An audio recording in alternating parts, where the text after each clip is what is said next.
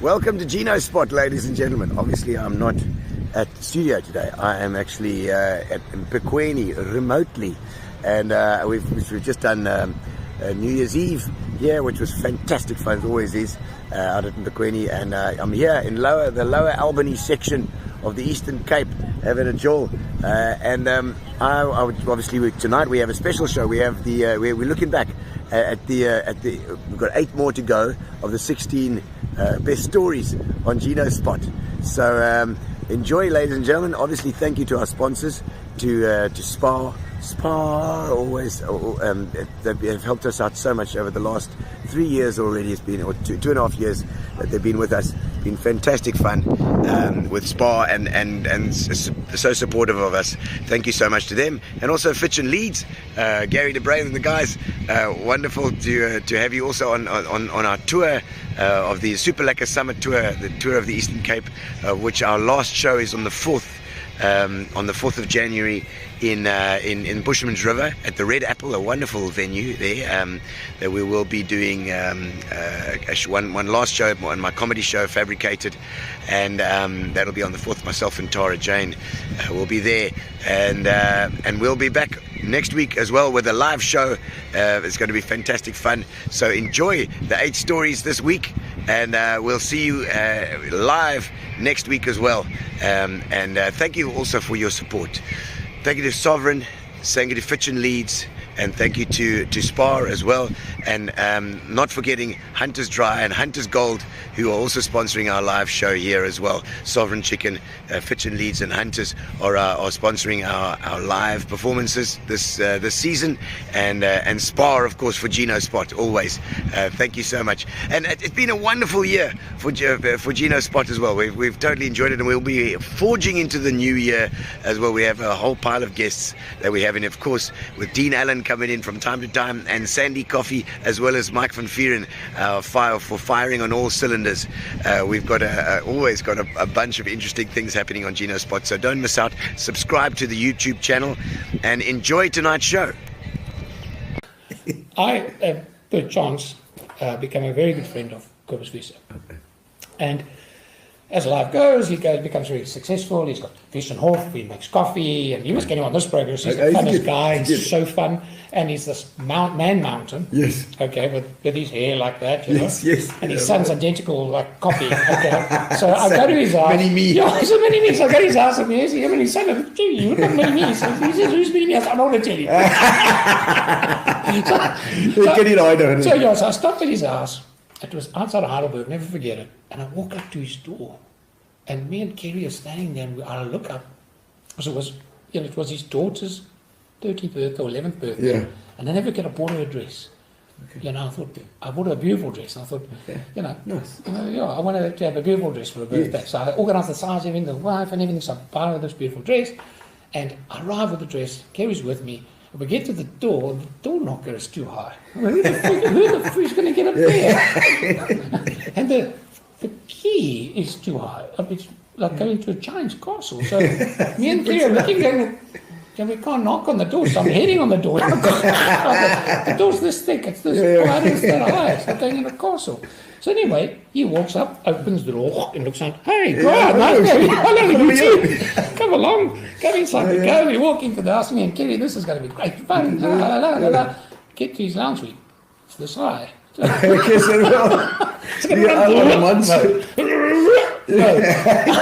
up. On. Your legs. So he goes off, he says, so I mean, Kerry's sitting there, and I'm looking down, and what if I fall off your dead? You know? So I sit on this couch, and he goes off and he says, I'm telling you the truth here. So he says, would you and Kerry like a glass of wine? So I said, yeah, I would love a glass of red or white. I said, red, thank you very much. Kerry says, white, thank you very much. He goes off and he brings this goblet. It's about this big. So he gives me the goblet, and I'm holding the goblet like this, with 750 mils around. And I'm drinking it like my wife's going to stop, you know. So his glasses are goblets, you know. He walks in, of course, looks like a flute clock, you know.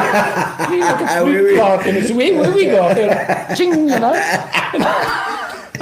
So then I decide, I need to go to the loo, because I'm drinking 750 and my first going out. I need to run. So I say, look, I'll take 2, 3, and I jump off, and I run to the loo. Can't get to the handle. Jump 3 times, open the handle, get in. And I look at that toilet and I'm going to pee on the floor. I can't get in. I'm not going to get up. No. I tried. I got push very hard. I'm peeing on the floor. I'm peeing on the floor. Walked out, close the door. This is big ass. I'm done with that. His bride was in the heavens. I never saw us on the grid because it was too high. Anyway, I wanted to tell you that lovely story. That's good. That's a good story. It's a great story. I've always been a storyteller, and it just sort of comes naturally. But some of the best storytellers are the black people of South Africa. So I've obviously listened to a lot of stories from the Amaxhosa, but the Zulus, as Ian Player was always saying, they have this amazing ability to tell stories, and I think we are losing it. But there are more and more people that are trying to bring it back. So there are story festivals and trying to bring out the importance of culture of the indigenous people of South Africa. And I think that's very important. So conservation shouldn't just be about the conservation of our plants and our animals. Sure, that's important. Yeah, it happened one Christmas when Jaap was still staying in the Koberga area, then what is then known as Port Elizabeth. He'd been working throughout the December time period, as we usually do, and he had a meeting that he'd attended in Overston, which is way up in the Free State border. He was coming home, looking forward to Christmas dinner with his family, his wife and his kids, and driving his Ford Cortina, and looking forward to home. He's getting pretty close to Port Elizabeth, going through the Alexandria area, and suddenly an oncoming vehicle is coming at him, and he sort of checks it out, and he sees, but this thing's got a cycad tied to its roof.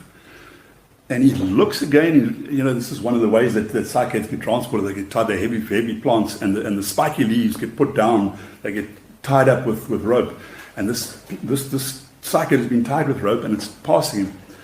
And now he's thinking of Christmas dinner and drinks there at home, and he sees the vehicle just pass him, and he's, oh, damn, okay, I've got to do it. That's just one of those things. And his broadie's there, and he's changing gears, and he slaps the blue light on his roof. And he tells the story usually mixed in Afrikaans and English, so it's actually quite classic. But anyway, he's racing after this vehicle, and he's catching, but he's convinced the vehicle's actually trying to get away from him. And he's flashing, and eventually this vehicle stops, and he jumps out. And he's a burly guy, and he sort of starts running towards the vehicle. He's angry now. This vehicle's messed up his Christmas lunch and everything. And as he gets closer, he sees, but at the back, there's 2 kids, and their eyes are bigger than saucers. He says, "Soos parents," he says. And the lady in the front seat, he sees, is like seriously anxious. And the guy that gets out is nervous as heck. And he's about to like really give this guy hell when he notices that the plant is actually not a cycad. It's one of those plastic Christmas trees that looks like a cycad. And it's all tied up. And this guy's white in the face. And Jaap's in uniform. And the guy says, "What did I do wrong?" And Jaap says, "No, you did nothing wrong. Just want to say, my name is Jaap Pinaar. I'm from Nature Conservation, and I just want to wish you and your family a happy Christmas." Shook his hand. Cheers, bye. Brilliant, brilliant, absolutely brilliant. That poor family, probably telling the tale to this. Why did he stop? No, wonderful nature conservators. So thinking on his feet, and such happy people racing after to wish you a Merry Christmas. So, hello everyone. This is Ian Wamimiti, and I'm joined by 2 politicians. One a newbie politician and one old professional politician. So Mkhuseli Jack, who's recently joined the political tribes of our country, and Athol Trollip, who's been one of the founding tribes of our country. And we're talking specifically, I suppose, today about coalitions and small parties. I firmly believe that South Africa is ready for coalitions. Coalitions are very difficult. That's what I want to get to. Yeah, coalitions are very difficult. And if you think about, Israel had been governed by coalition governments for many, many, many years. And at one stage, the Prime Minister of Israel came from a 7% party. It was the smallest party in the coalition. And my experience is that drawing up a coalition agreement that brings disparate parties together is the most important thing, because that should be signed in blood as far as I'm concerned. Okay. If you have a coalition agreement and you break any one of those coalition agreements, it should potentially bring the coalition down. So people need to understand just how serious it is. And the greatest challenge I experienced was that people broke those provisions of the coalition agreement willy-nilly without any consequences, because the one party was too scared to act against the other in case they lost government. And the worst part about it, and maybe it comes from what Kusta's just said about people's backgrounds, but transactional politics in South Africa is the Achilles heel of coalitions, where you have the tail wanting to wag the dog, and you've got a one-seat party that says, I want to be the mayor, and if I'm not the mayor, I'm not going to vote with you, or any kind of other transaction you can imagine. I had many. I mean... Okay, I'm going to we'll come back to that, because we're speaking to a deputy mayor who has one seat. Now, before we get to there... Wait, I don't have a deputy mayor. Yet, but you're going to be. You've set yourself up to be. Yes, yeah. As So I said, in the negotiation, the mayor. no, but the deputy mayor, it's a powerful position. Yeah. So you came in, I'm going to get to smaller parties just now, but you win your 1.3% of the vote, and you come out and you're preaching integrity, and that was the whole aim of you starting your party and setting up a party. And from our perspective, you get into a coalition with a party which has become increasingly undermined by corruption and incompetence, as you talk about your old comrades. So why did you go into that coalition with the ANC? Was it loyalty? Did Athol give you that question? No. This is me by myself. Because because he has been harboring me with that. I thought No, because I think everybody would want to know. I'd love to hear. I'd love to hear. I thought he tipped you. I did not. I take my oath, I did not. I'd like to hear the answer. because I think it's vital. Yeah. You talk about integrity. Yeah. And it's if the ANC did what they said they would do, everybody would still be voting for them. Yes. But they have disintegrated. At one time, I've only been here like 17 years. At one time, we had 3 mayors and 3 city managers, all ANC fighting with each other. Yeah. And you decided to go into a coalition, and I want to know why. Yeah. No, let me tell you why I joke about it, because we spoke about this at length with Athol, and he voices bitter criticism of that. Listen, my idea is that, first of all, I believe that the ANC is corrupt to the core, or let me say members of the what we call ANC members today. And it's not something that I know it today. As a result of that, I left the ANC in 2007. Yes. I don't know whether you are aware. No, I didn't. And I left it publicly, and I've been on the political, if you like, wilderness for that period. And the ANC, everything that we said was going to happen, happened. We told them that there was going to be lawlessness, there was going to be corruption, there was going to be this and that, the economy is going to go down. Okay, now you've had enough time to think. Yes. Why did you go into a coalition with them? Now, we got, I got an opportunity here through campaigning late last year to try and get into council and get things up. My wisdom was that human beings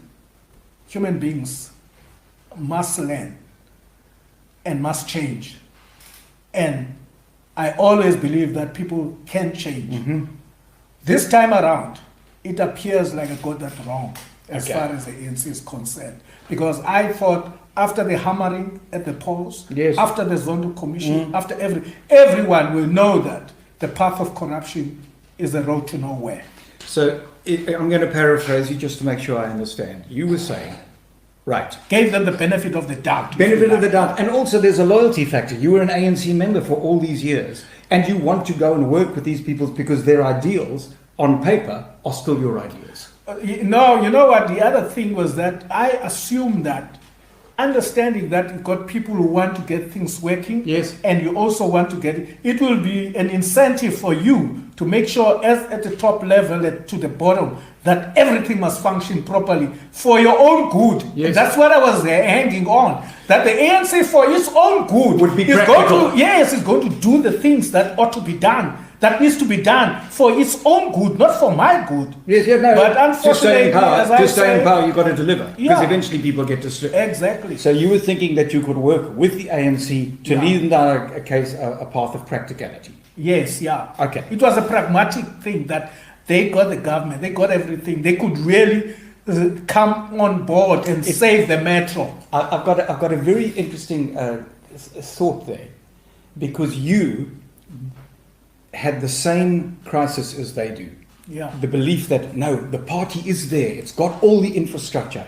It's got everything going for it. Yeah. It's got the history. We can work together to make it happen. Yeah. That's what the ANC believes still. And it's what you believed. Well, for different reasons. Because I believe that through the lessons that they have been hammered. And They would just catch a wake up. Yeah. They would catch a wake up, yeah. but they didn't. Some of the things that I did that was so frightening, there were times, I promise you, I can remember, I don't know if you can believe it, I was the smallest in the team. Yeah. And we had a warrant for a place that we were going into, and they could only lift the garage door this much. So I had to try and squeeze myself through there. But there was a pit bull on the other side, which was so insane by now, because we had been, that it could hardly even bark anymore. It was just literally going, it was just so mad. And they said, you got to go in there. I said, well, if they don't come through, they said, just shoot it. Oh, yes. So anyway, so I go in underneath there, and I literally, you know, when you go through, I've got my firearm and I'm ready, and I'm thinking, please, Lord, please don't let me have to shoot a dog. I would rather shoot a person. Yeah. So anyway, I'm coming on, and as I look at the front, at the lounge, there's a gorilla, you know, there's trelly doors. But the doors are open, and the couch that's on the thing is completely shredded. This dog is the dog is shredded. just I think trashed. today's the day that I get mauled by people. I'm going down here. Anyway, and then as I'm waiting there, and then, you know, when the adrenaline's pumping so hard through your ears, and one of the guys comes up behind me. Well, I promise you, I was done. I was absolutely done. I was relieved that he was with me, but I was done all at the same time. So I've done some crazy things. I've been up in helicopters with the military. We've kicked down doors, and we've just it's the most incredible time of my life, really. I mean, and what's their modus operandi? I mean, what do you do? Like, if you see a lot of people go around to the wild side and they'll see a pearly poacher. Yeah. What do you do?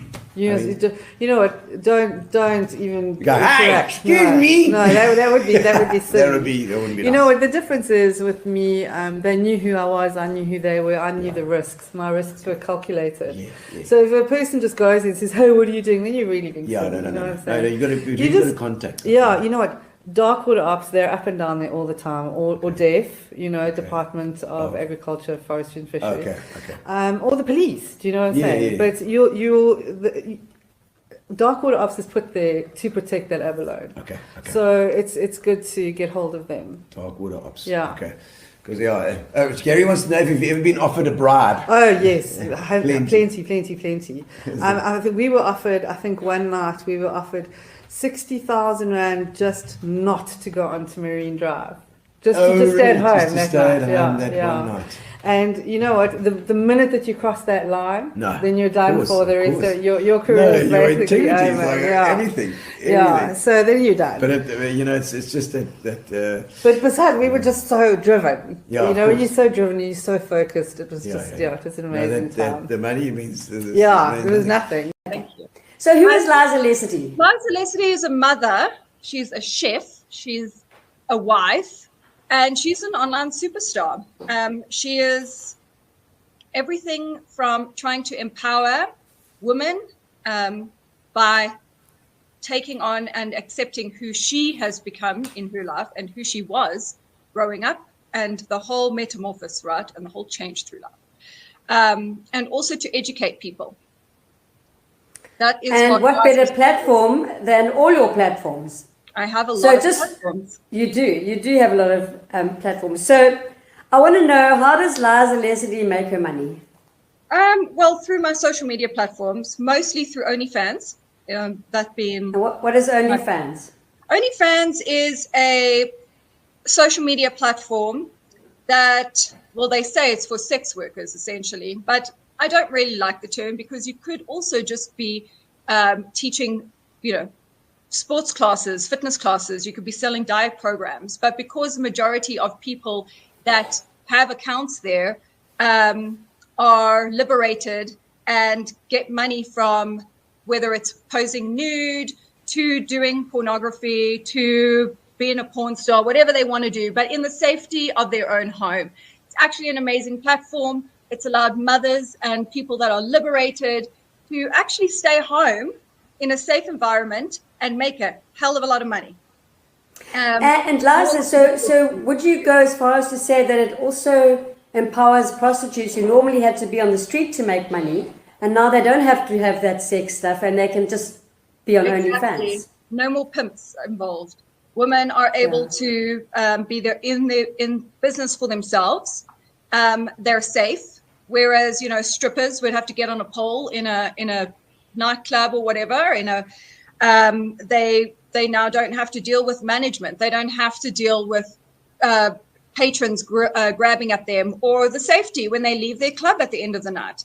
They don't have to give a chunk of change to whoever the big boss is, right? They get to keep all the money to themselves.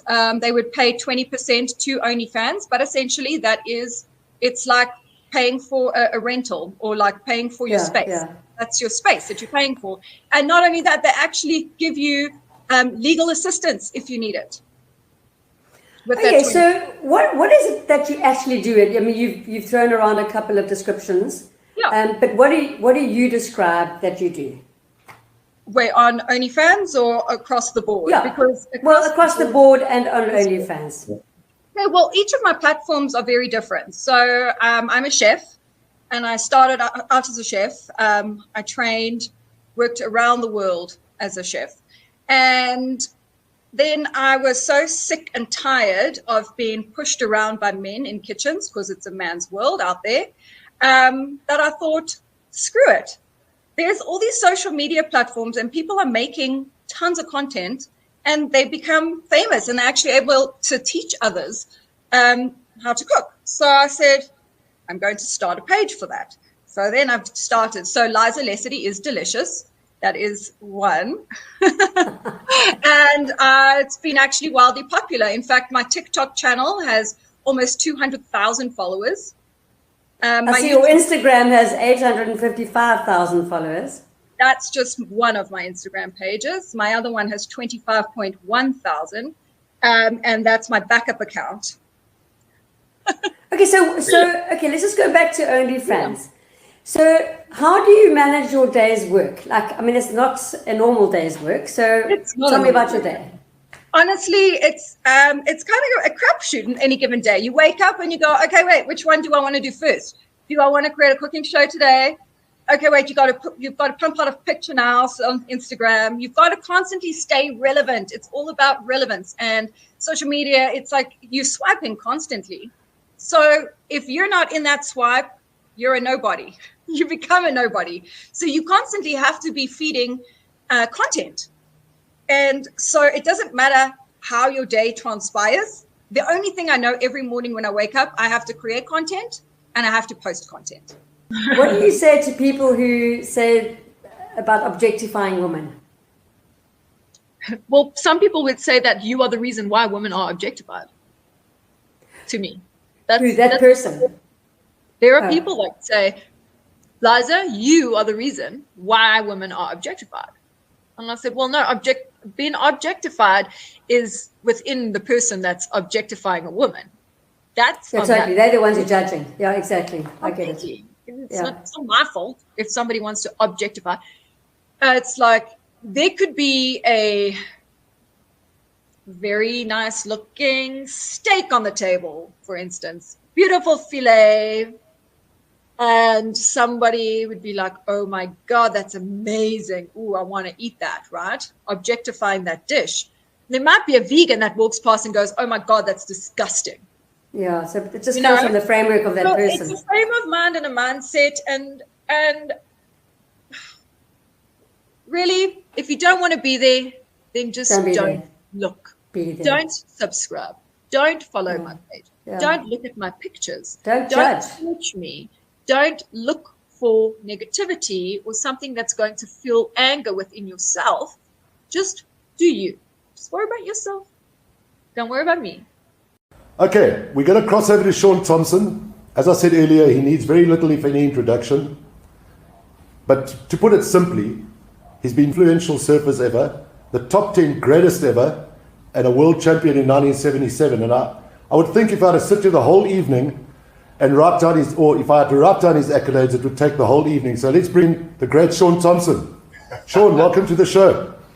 Hey guys, it's great to be there, and I missed coming back to South Africa. But I'm going to be there for a couple of weeks in August. Looking forward to that. So just around the corner, and it's great to chat to you guys. Okay, I'm heading over to you, Sandy.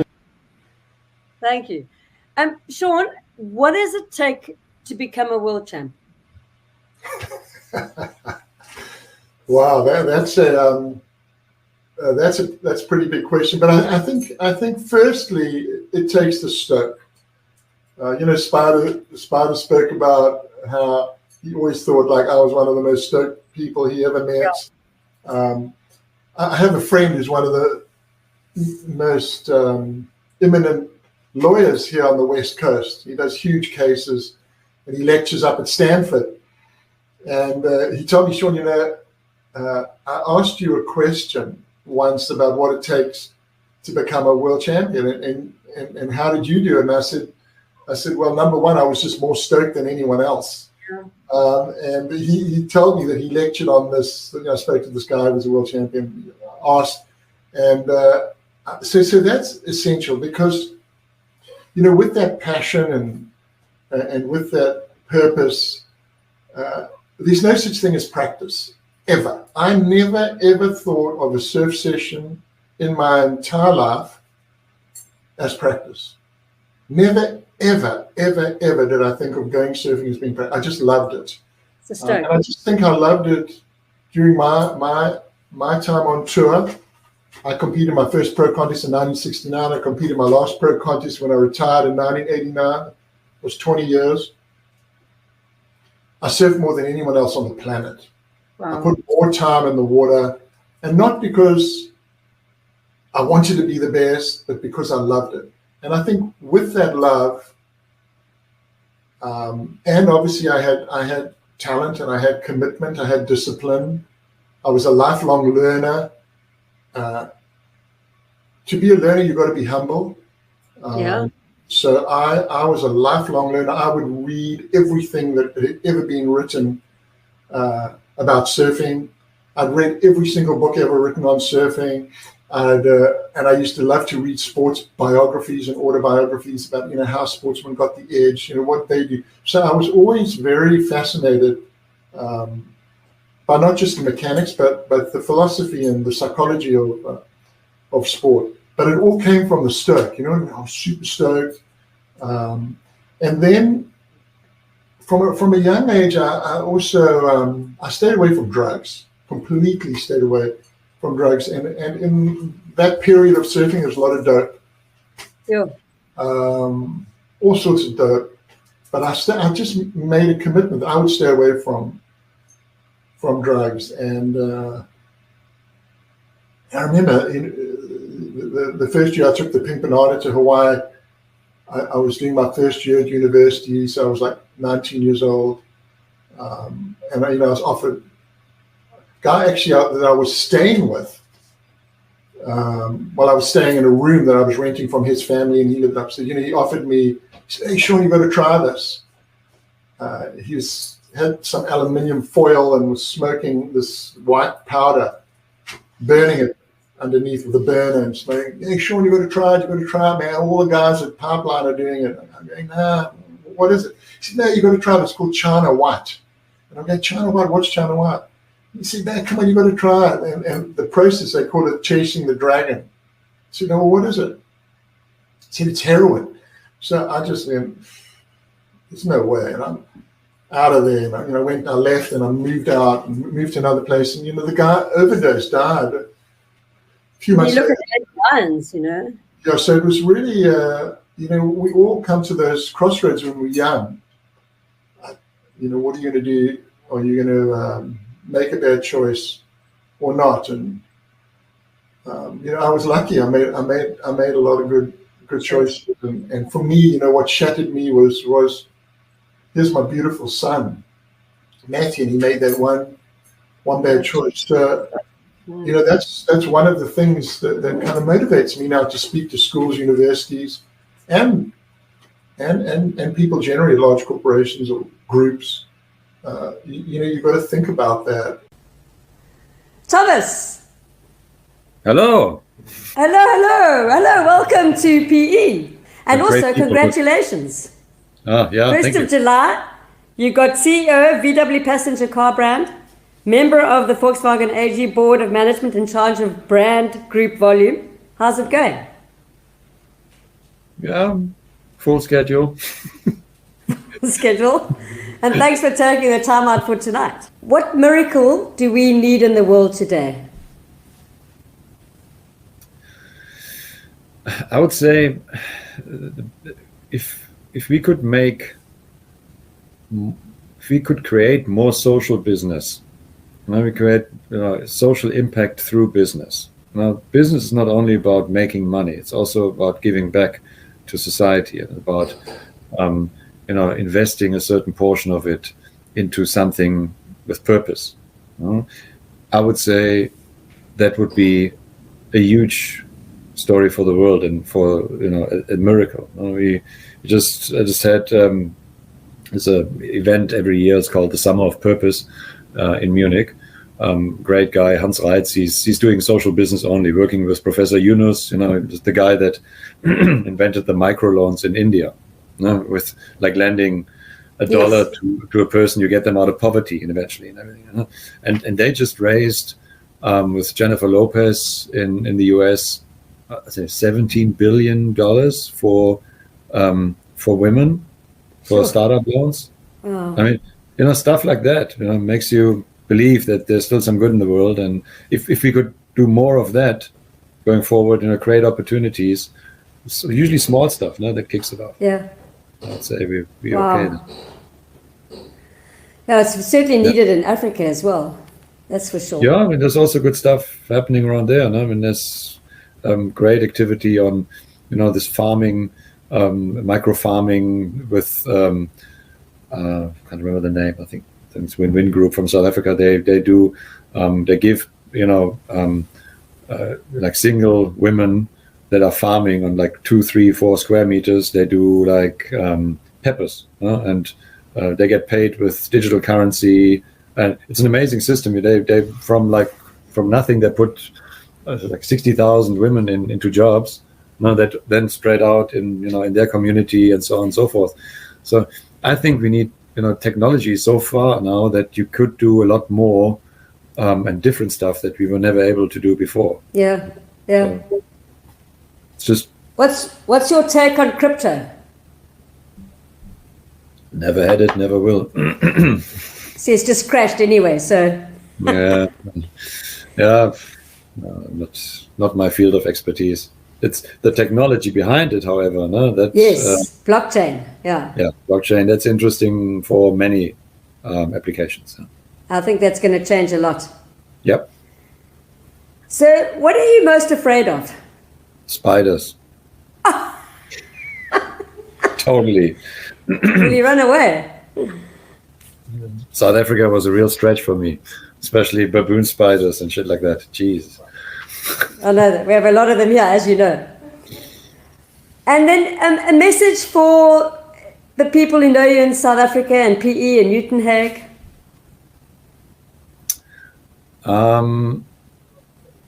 I would love to see the country, but also Eastern Cape and PE and surroundings.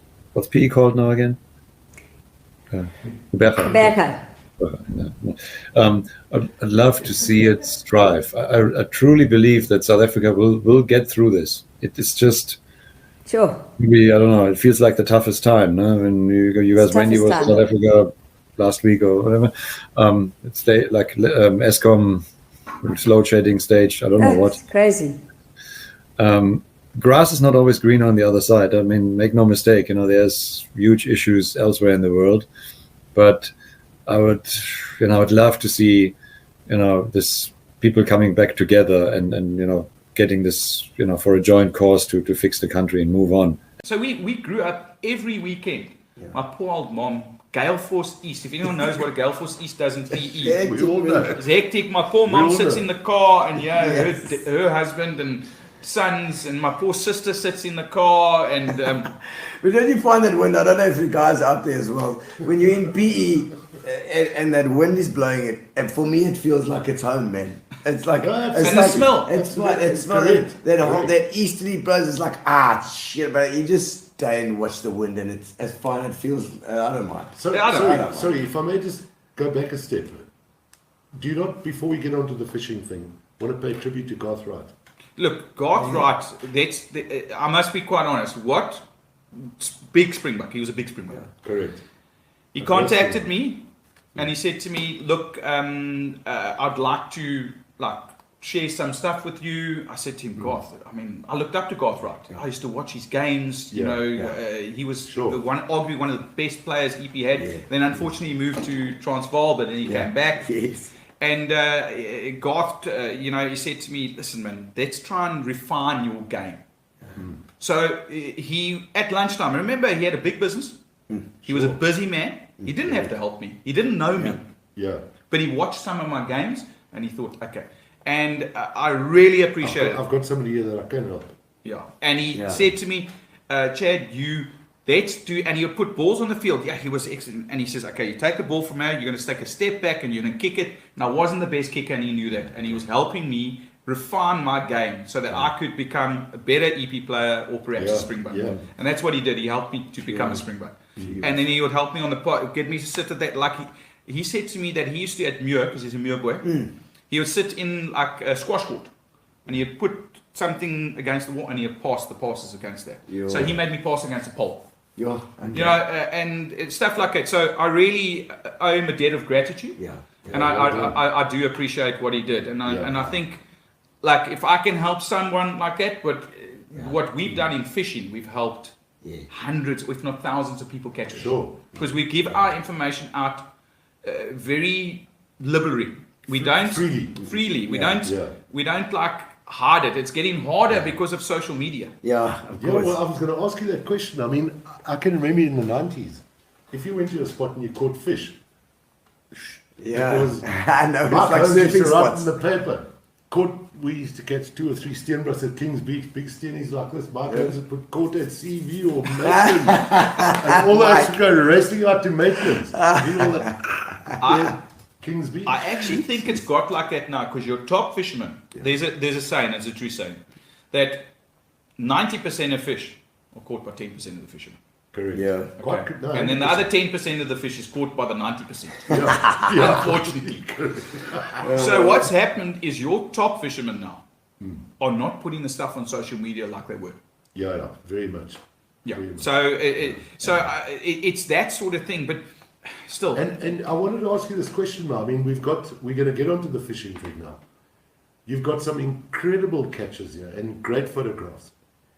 You don't put it on social media? Not anymore. When did you stop? We stopped about 2.5 years ago. It was becoming counterproductive. So now Gino is not. I'm not a fisherman at all. So he sees and he just sees the picture and he loves it. He goes, because you've let the fish go and you're doing the right thing. But is it not a good advert for your business? Okay, but here's the problem. Your top guy, he sees it and he goes and catches those fish. So we're in a catch-22 situation. So what we do is so I go to Transkei a lot. So I go onto the rocks and I try and help guys catch fish. They often, guys, you don't understand how much money they actually spend sometimes because they never catch a fish. So you help him catch one fish. He suddenly is a believer in your shop and he says, okay, the Alcocks help him. He's going to come to you. He's going to come to you. So it's direct marketing. So it's a very, very difficult thing. I suppose if I was like this and doing a show with your fish, it's a different situation because then you're going to get the hits and then you're going to get, you're going to make a living. I mean, as a fisherman, I would want to talk to a guy who catches fish like that. But also, you there we go. There's some. Here we go. Here we go. Gee whiz, that's a mousse of fish. What did that weigh? Look, I don't know actually what it weighed. It weighed about 30 kilos because I let them all go. So my wife always tells me she's going to buy fish because I. But occasionally, good on love, you. I do keep some fish occasionally. Yeah. But like When the deep freeze this is day, empty. it was myself, my brother, and his son, and we got 19 cob, varying in size, and we let all of them go. All right, well, I hope you enjoyed that show. It's our Gino spot for the first Gino spot of 2023. Happy New Year to all of you, and make sure that you drive carefully on the roads. And we'll see you next week live in the studio for Gino Spot. So don't forget to subscribe so that you can be reminded.